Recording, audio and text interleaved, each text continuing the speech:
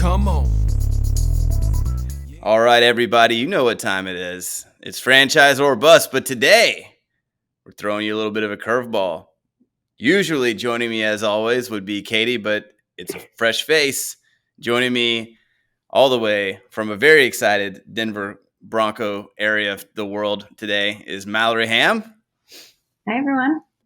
And in the same part of the world, hype for Russell Wilson, just dropped the news today, comes Alison with Teriyaki Madness. Don't worry, folks. This podcast will feature no sadness, only madness about Teriyaki Madness. Alison, how are you today? I'm doing well. How are you doing?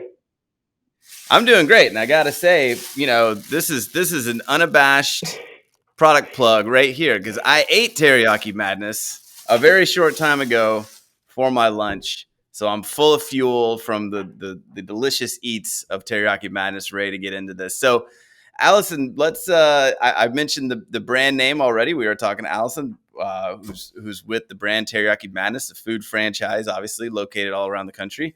So maybe just give us a brief rundown about what you do with Teriyaki Madness and just about the brand itself, so we can kind of dive into the world. Okay, well, I'll give a little bit about the brand first. So Teriyaki Madness, as you saw our logo, fast casual Asian food.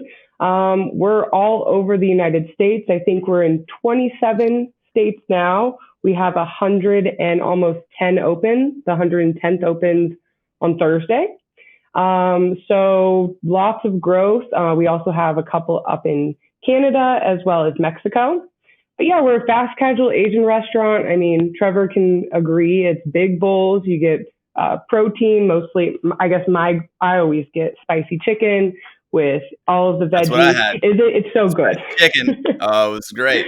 It's not too spicy. It's the perfect amount where every bite is delicious. With veggies and rice or fried rice or noodles, whatever fits your fancy. But I think what's really awesome about our brand is it's simple, it's delicious, but still healthy. So it can kind of feed any type of person. I mean, kind of if you want to be the gym rat who wants just very, plain, straight up chicken breast, all the way to somebody who just wants all of the flavor profiles, get the spicy chicken and the noodles and all the veggies stir fried. So that's our concept. My role at Teriyaki Madness is Executive Director of Franchise Marketing. So I actually work on the new franchisee side. So my role is to spread awareness for the Teriyaki brand, as well as find the right type of franchisees that fit our brand. Awesome. Well, let's start there then, because that is always a major name of the game when it comes to the franchise space, and that is getting the right franchisees, those who are going to kind of share the passion of the brand, share the values of the brand, as well as folks who aren't going to be jumping in and taking it as a hobby, but really jumping in and wanting to run their unit. So yeah, talk to us a little bit about that process. Who is an ideal, candidate to be a part of the Teriyaki Madness family, and maybe also as you're walking us through that, touch on if you all are big into like multi-unit type of owners, or if your maybe model is more geared towards single unit owners. Yeah, great question. So this is another reason I've been at Teriyaki Madness for 6 years now, just at the 6-year mark. But one of the things I love about it, there's kind of 3 types of franchisees that we have in our system. So we have the larger multi-unit guys who maybe, own 25, Little Caesars and 12 Sonics and 10 Taco Bells. And they're looking to diversify, add an fast casual Asian concept to their portfolio. So that's kind of, I guess the bigger fish, if you will. And then we have the kind of middle of the road multi-unit guys. So guys and gals. So everything from, let's call it 3 units up to 5 or 10. And those are the ones who are, they're maybe not first time entrepreneurs.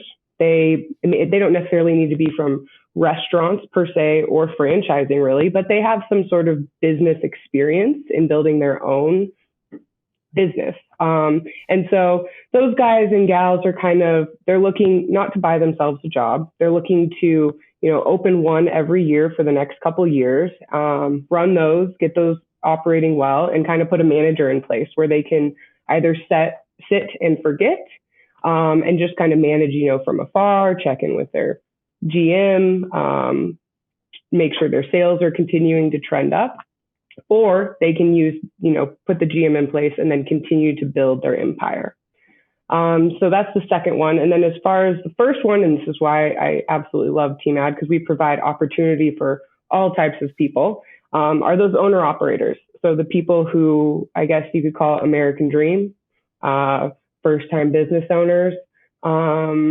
It's really cool to see all of these different types of people in the system all working together. Both, it's really cool to see the big entrepreneur coming in and offering suggestions on maybe this is a way that we could, streamline X, but then also still having the local community feel of the owner operators and the multi-unit guys.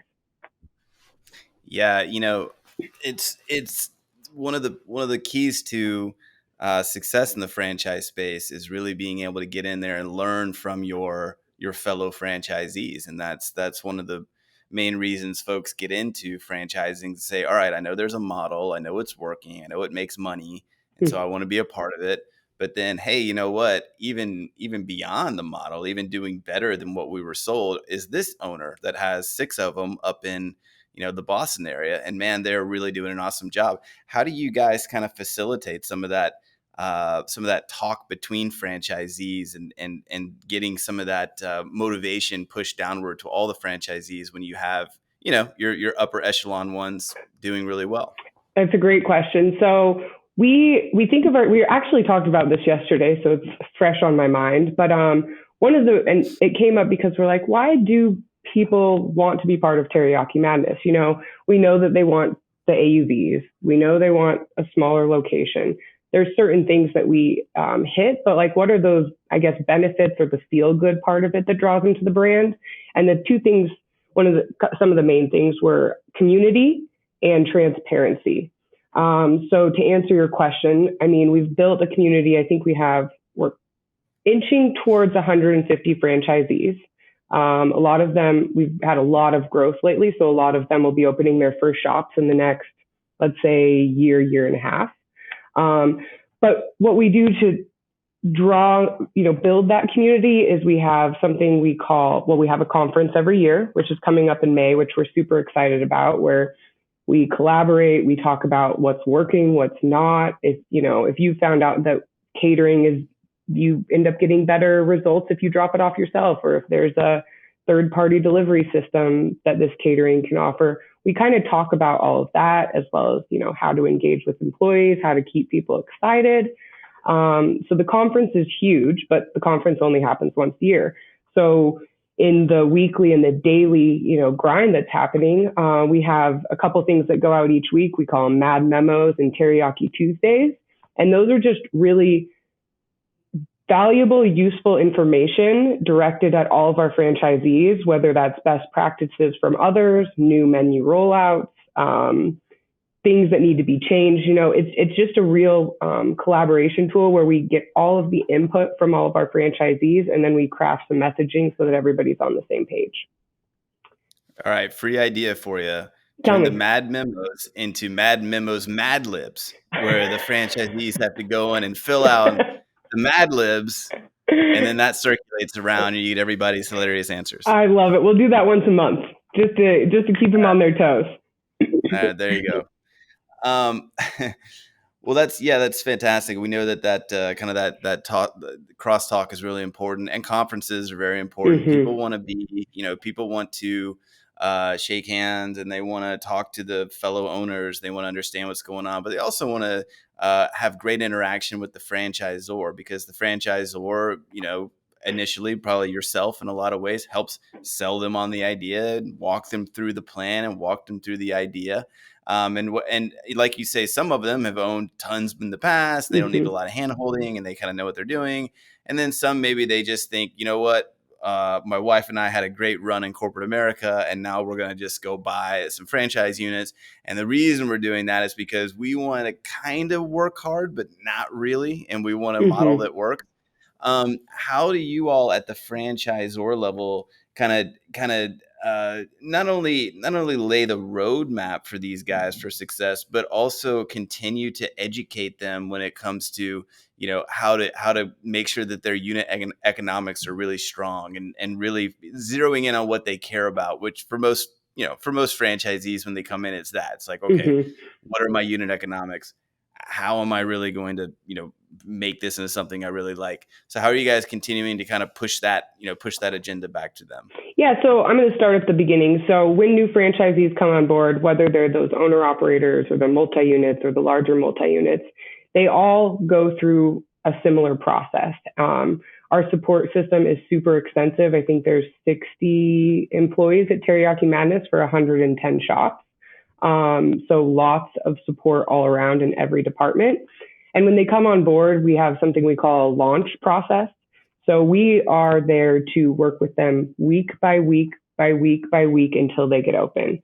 And they have, a main point of contact at that time and it works perfect doesn't matter if they're first time owners or, this is their fifth shop, but we kind of guide them along. These are the things that you need to be doing. These are the things that the franchisor is working on to get you open and successful.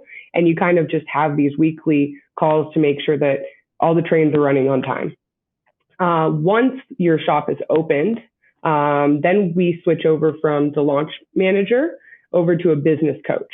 And so we have business coaches across the country, and those business coaches each have, a pod of franchisees. And they are their main contact once those doors are open, once grand opening is done and the trainers have left. And those franchise coaches are there to visit them constantly, always be ready to answer the phone. They become friends with them. This isn't just a business relationship. They actually start liking each other, and not because they're forced to talk. And the business coach's role is honestly to just make them as successful as possible. So they review their monthly P&Ls to make sure is labor in check? Are your cost of goods in check?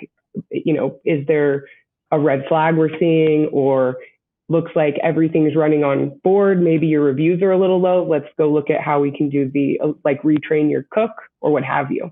So just a person in their back pocket that can literally help them just run their business. It's almost like a consultant at their beck and call.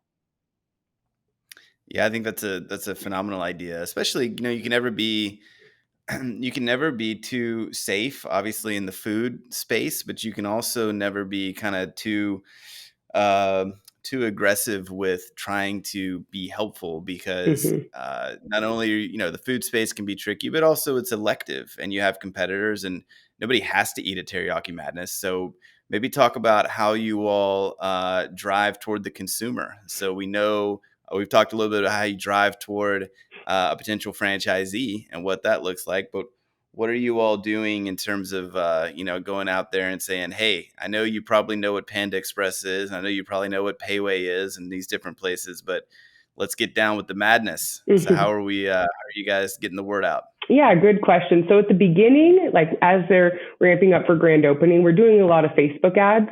And that's just driving awareness in their community about the shop being open, all that good stuff. And those seem to work. What's interesting is we know if what the spend is and what the engagement is, probably how much that they might see at a grand opening. And that just helps us gauge also, what does the labor need to look like? What does the food ordering need to look like? It really puts all of those in perspective. But outside of, everybody does Facebook ads. We have our website. We're constantly pushing all of the consumers there. We're doing organic social posts on Instagram and Facebook to just, get all of our consumers engaged.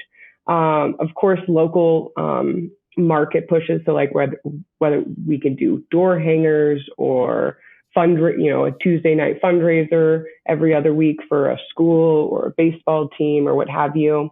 The other thing that I think is exciting is we're starting to push a lot more catering. And what's awesome about that is, you send it to an office and they order 50 bowls.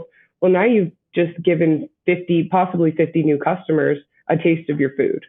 And now they get to say, oh, that was delicious. I'd like to take my family out on Thursday night for Teriyaki Madness. But what we've always said is the food is delicious, so it's really just about getting the customers to actually try the food, and then they're sold. And in the last couple of years, and I'm sure you've talked with other franchisors about this, but technology is huge. So we've had a huge push towards our online ordering, our loyalty program, and just really trying to get customers to, become loyalty members, because we do offer awesome discounts, whether that's for Valentine's Day or because you hit a certain point threshold. But getting them engaged. And I think last year I saw from 2020 to 2021, we increased by like 56% our loyalty customers. So we're doing as much as we can as a franchisor to really get that message out there, so that our local franchisees maybe they're getting as much support as they can, so that we're continuing to find customers elsewhere that aren't just maybe driving by and seeing the sign and getting interested. It's good to know that you guys are focused on technology, because your competitors certainly are, right? And so how do you guys kind of evaluate and look at that and say, well, this is what the competitive landscape looks like for our competition Mm-hmm. on the technology space, and how is that maybe driving some of your goals? Yeah, good question. So I guess going back a little bit, so pre-COVID, before March 12th or whatever it was of 2020, we were doing about 70% of our orders outside the four walls. So that would be takeout, delivery, or catering. Then COVID happened, and most people said they had to pivot with technology, finding a good curbside technology to notify customers that they were there. They had to really integrate their third party. We were already doing this because our brand already does so much outside the four walls, which was awesome. I just read the other day that we're now at 80% outside the four walls. So I think that just shows that the concept is in a perfect kind of place. The food, it's Asian food. It travels well. You can go pick it up and 45 minutes later eat it. You crack open the bowl. It's still steaming. It's still delicious.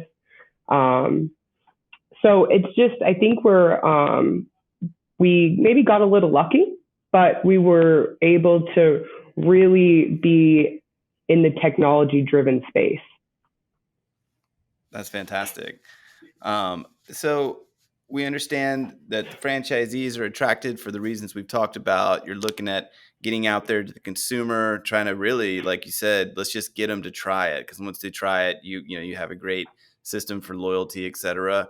Now let's dive just a little bit into kind of what the goals for the brand are over the next, call it 5 years or so. You guys have been in the franchise world anyway, sort of in the emerging space for the last, several years now, as you get up to that 100 and then 150 and kind of beyond level.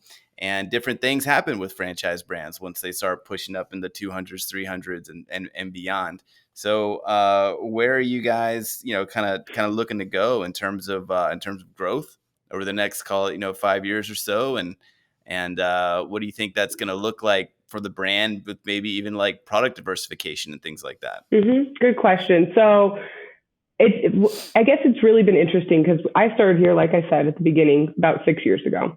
When I started, there was 24 open locations. Now we have 110. So I've seen a lot of stages as franchisors of this franchisor, of our franchisees, of our growth, of our learnings, of our changings, of our technology.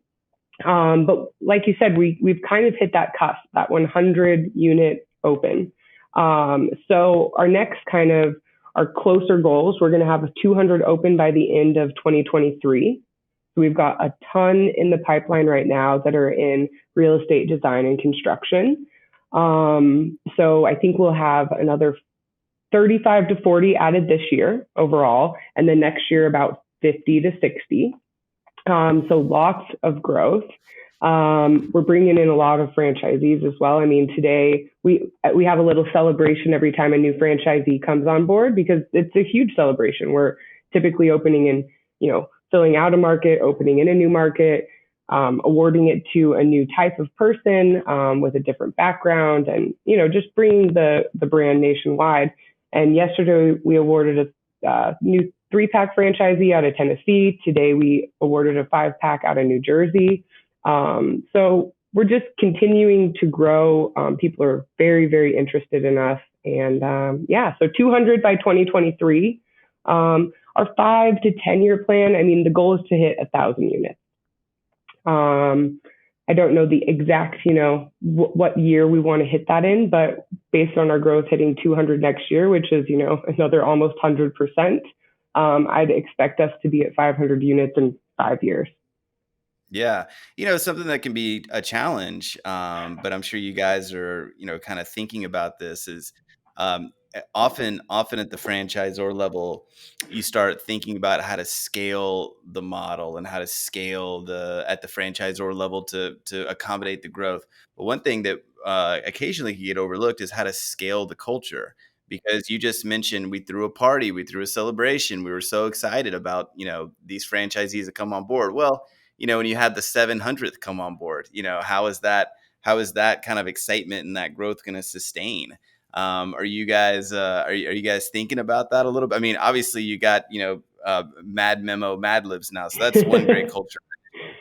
But other things just to kind of keep the spirit alive, because that's one of the things that not only unit economics draws people. Obviously, those things are really important in the franchise world. But at the end of the day, they also want to work for a brand and for a kind of a culture and a community that they feel good about. Mm-hmm. Which in the emerging phase can be a lot easier than it can in the scale phase. So, what are you guys thinking about in terms of scaling up the coolness and the cool culture you have now?